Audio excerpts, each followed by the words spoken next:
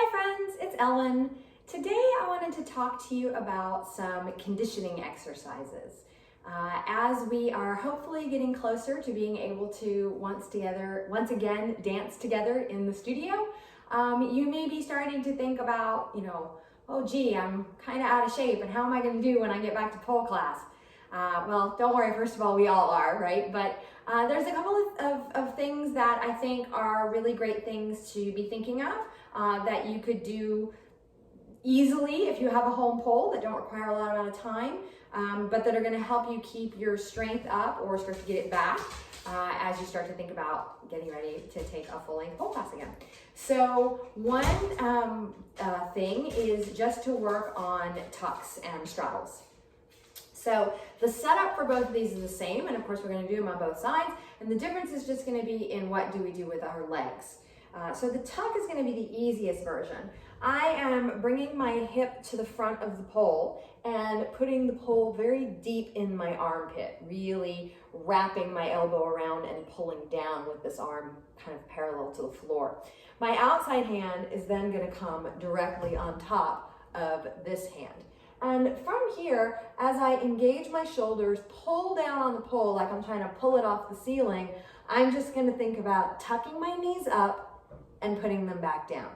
Now, you're going to do more than one if you can. And as you build your strength back, you may need to land in between. Reset your grip, catch your breath, and then do another one. Or if you're feeling a little bit stronger, maybe you keep your feet off the floor and do a few of them in a row.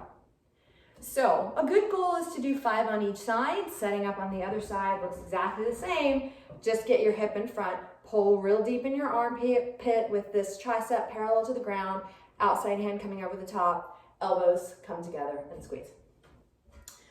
Once tucks feel like something that you're managing without too much difficulty, maybe from there you want to take it into straddle. So I've talked about straddle before and some of the form things around this. But it's the exact same idea where we're going to bring the hips in front of the pole, get that really good setup in the arms, and instead of tucking the knees up, we're going to think about taking the legs up and rotating them backwards in the socket. So the legs come up and rotate back and then come back down. So what I didn't do was bring my legs straight out, right? You can see that that looks really different. Instead, I think about taking that leg through its range of motion in the socket and turning my knees backwards.